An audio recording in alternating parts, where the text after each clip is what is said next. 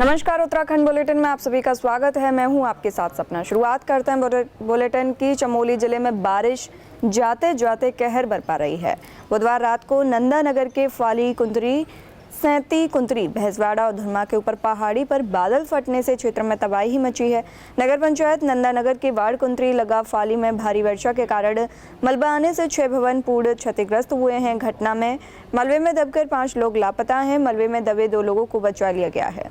सूचना के मुताबिक फिलहाल जनहानि नहीं हुई है, लेकिन मोक्ष नदी का जलस्तर बढ़ने से स्थानीय लोगों में डर का माहौल है। बादल फटने की ये घटना नगर पंचायत नंदानगर के वार्ड कुंतरी लगा फाली में हुई है। यहाँ देर रात का एक वीडियो भी काफ़ी वायरल हो रहा है। वीडियो में घर के सामने से काफ़ी तेज़ रफ्तार में पानी बहता हुआ नजर आ रहा है। ताज़ा अपडेट के मुताबिक सुबह तड़के एसडीआरएफ की टीम नंदप्रयाग पहुंच गई है। आपको बता दें कि अभी तक हालात का सही तरीके से आकलन नहीं हो पाया है। शासन प्रशासन देर रात आई आपदा का ठीक से पता लगाने का प्रयास कर रहा है। वहीं बचाव अभियान के लिए प्रयास देर रात से ही शुरू कर दिए गए हैं। उत्तराखंड के अधिकांश क्षेत्रों में बारिश का दौर लगातार जारी है। भारी बारिश के चलते कई जगहों पर भूस्खलन की वजह से रोड कनेक्टिविटी पूरी तरह से ध्वस्त हो गई है। मूसलाधार बारिश और अतिवृष्टि के चलते उत्तराखंड के कई हिस्सों में भारी तबाही देखने को मिल रही है। प्रदेश में इस समय 119 सड़कें बंद हैं, जिनमें से 39 सड़कों को आंशिक रूप से खोल दिया गया है। प्रदेश के पहाड़ी क्षेत्र की बात करें या फिर मैदानी क्षेत्र की, हर जगह एक जैसा आलम है। तमाम जगहों पर मुख्य और ग्रामीण सड़कों पर भूस्खलन, बहाव व जलभराव के कारण कनेक्टिविटी लगभग चारों ओर से प्रभावित हो गई है। देहरादून के मसूरी, विकासनगर, हरिद्वार रोड और मालदेवता समेत कई क्षेत्रों की सड़कों पर जरूरी संचालन बाधित हुआ है। देहरादून और मसूरी को जोड़ने वाला मार्ग ध्वस्त हुआ है और वहां पर वैली ब्रिज का निर्माण किया जा रहा है। हालांकि बुधवार देर रात तक निर्माण कार्य पूरा हो गया था, लेकिन फिर से भूस्खलन की वजह से निर्माण कार्यों में बाधा आई है। देहरादून मसूरी मार्ग को जल्द से जल्द सुचारू करने की कार्यवाही की जा रही है। वहीं प्रदेश के विभिन्न क्षेत्रों में पीडब्ल्यूडी की टीम लगातार अपने कार्य में जुटी है। अधिकारियों का कहना है कि सड़कों को जोड़ने के लिए तत्काल उपाय किए जा रहे हैं और मौसम अनुकूल रहने पर आज शाम 7 बजे तक अधिकांश मार्गों की कनेक्टिविटी सुचारू किए जाने की उम्मीद है।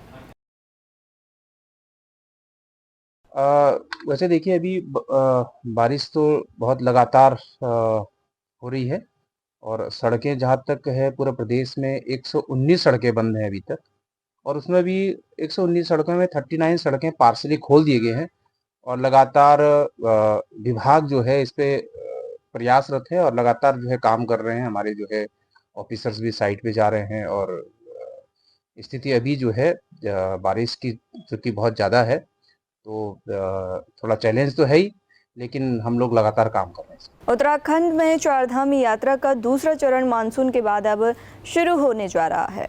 इसको लेकर राज्य सरकार ने सभी तैयारियां पूरी कर ली हैं। गंगोत्री, केदारनाथ और बद्रीनाथ के रास्ते पूरी तरह से खुले हुए हैं और वहां श्रद्धालुओं की आवाजाही भी जारी है। हालांकि यमुनोत्री धाम के रास्ते पर सड़क चौड़ीकरण और पुनर्निर्माण कार्य अभी भी चल रहा है, जिससे वहां की यात्रा अभी पूरी तरह से सुगम नहीं हो पाई है। मुख्यमंत्री पुष्कर सिंह धामी ने श्रद्धालुओं को आश्वस्त किया है और जल्द ही यमुनोत्री यात्रा भी सुचारू रूप से शुरू कर दी जाएगी।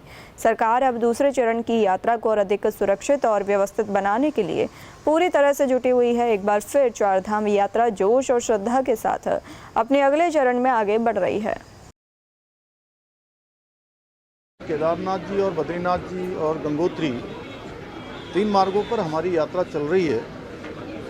यमुनोत्री में अभी कुछ स्थानों पर मार्ग सुदृढ़ीकरण का, पुनर्निर्माण का काम चल रहा है, जहाँ भारी तबाही वहाँ पर हुई है। जल्दी ही वो मार्ग भी ठीक हो जाएगा तो हमारी चारधाम यात्रा पूरे दूसरे चरण की पूरे जोर से चलेगी। धन्यवाद। कैबिनेट मंत्री गणेश जोशी ने देर शाम मसूरी देहरादून मार्ग स्थित शिव मंदिर के पास अतिवृष्टि से क्षतिग्रस्त पुल का निरीक्षण किया। इस मौके पर उन्होंने कहा कि आपदा के कारण मसूरी और देहरादून को जोड़ने वाला यह पुल पूरी तरह क्षतिग्रस्त हो गया था, जिसे युद्ध स्तर पर पुनर्निर्माण किया जा रहा है। मंत्री जोशी ने पुल के निर्माण कार्य में जुटे लोक निर्माण विभाग के अधिकारियों और कर्मियों की सराहना करते हुए कहा कि मात्र 2 दिनों के भीतर वैली ब्रिज तैयार करना अपने आप में एक सराहनीय कार्य है। उन्होंने जानकारी दी कि 1 घंटे के भीतर पुल का निर्माण कार्य पूर्ण कर दिया जाएगा और इसके साथ ही देहरादून मसूरी मार्ग पर आवाजाही फिर से शुरू हो जाएगी। इस अवसर पर मंत्री जोशी ने मुख्यमंत्री पुष्कर सिंह धामी का आभार जताया और कहा कि आपदा की इस घड़ी में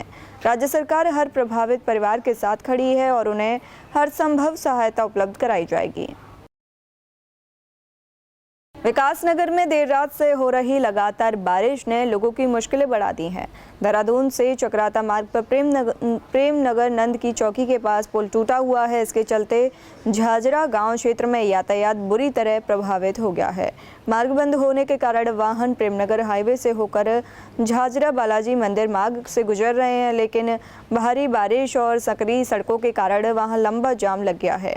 कई वाहन चालक और स्थानीय लोग घंटों से जाम में फंसे हुए हैं। लोगों का कहना है कि लगातार बारिश के चलते हालात और बिगड़ सकते हैं। ऐसे में प्रशासन को शीघ्र कदम उठाने की जरूरत है। उत्तराखंड इस समय आपदा की मार झेल रहा है। सबसे ज्यादा नुकसान नदी नालों के उफान पर आने से उन भवनों या जगह को हुआ है जो नदी के आसपास हैं। यही कारण है कि पहले से ही लगातार नदियों के आसपास एक दायरे तक कोई निर्माण कार्य न करने की बात कही गई और कोशिश की गई कि अतिक्रमण पर भी कार्रवाई हो सके। इसको लेकर एमडीडीए के उपाध्यक्ष बंसीधर तिवारी ने कहा कि देहरादून में ये अब तक की सबसे भारी बारिश है और 24 घंटे में 260 mm से ज़्यादा भारी बारिश रिकॉर्ड की गई है। उन्होंने कहा कि हमने सरकारी ज़मीनों से पहले अतिक्रमण हटाया, रिस्पना और रिंदाल नदी के आसपास अतिक्रमण हटाने का काम किया गया। साथ ही अवैध प्लॉटिंग के खिलाफ भी कार्रवाई कर रहे हैं, लेकिन इस आपदा ने एक अनुभव दिया है, जो नदी नाले हैं उनके किनारे निर्माण कार्य न होने दिया जाए और प्रावधानों के साथ काम करके सुरक्षात्मक उपाय किए जाने भी जरूरी हैं। देखिए, कल की जो बारिश थी और जिस तरह का देहरादून में अगर हम कहें कि जैसा लोग कह रहे हैं कि अब तक की सबसे भारी बारिश है और 24 घंटे में 260 mm से ज़्यादा बारिश रिकॉर्ड की गई है और जो हाई फ्लड लेवल चाहे हमारे नदी नालों का है चाहे गधेरों का है, उसको हमने कहा सिंचाई विभाग से लीजिए और अतिक्रमण चूँकि पूर्व में जो सरकारी ज़मीनें थी उस पर भी हम लोगों ने हटाया, रिस्पना में भी और बिंदाल में भी। इसके साथ साथ जो अवैध प्लाटिंग है उसके खिलाफ भी कार्रवाई कर रहे हैं।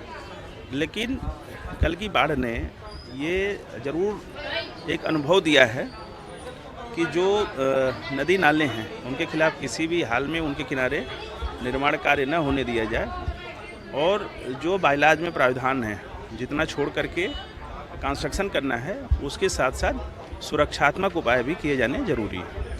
उत्तराखंड की राजधानी देहरादून में राजकीय शिक्षक संघ का बड़ा प्रदर्शन हुआ। हजारों की संख्या में देहरादून में शिक्षक एकत्रित हुए और अपनी मांगों के साथ मुख्यमंत्री आवास पर कूच किया।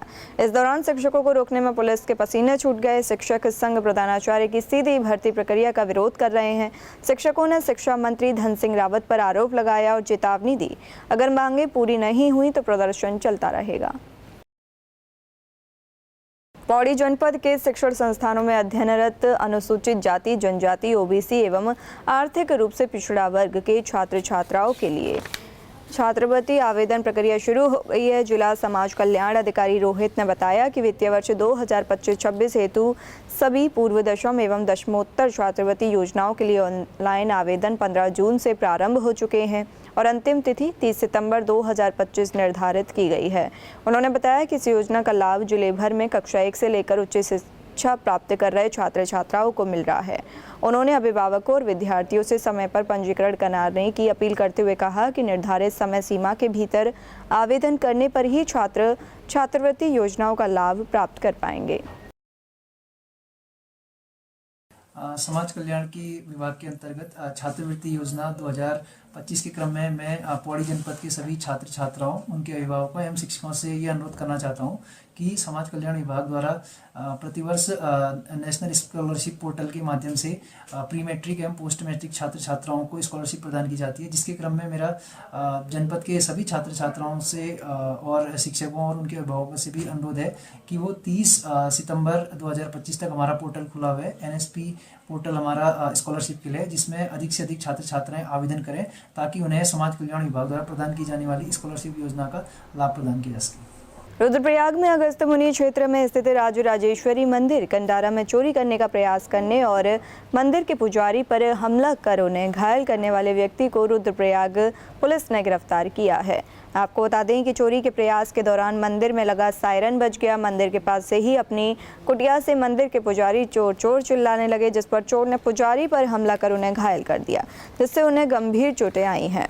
हालांकि इस दौरान पुजारी द्वारा भी स्वयं के बचाव से उस अज्ञात व्यक्ति पर भी वार किया गया। पुजारी के चिल्लाने तथा गांव की तरफ भागने और गांव वालों को एकत्रित करने के बीच चोर रात्रि को और अंधेरे से मौके का फायदा उठाकर फरार हो गया।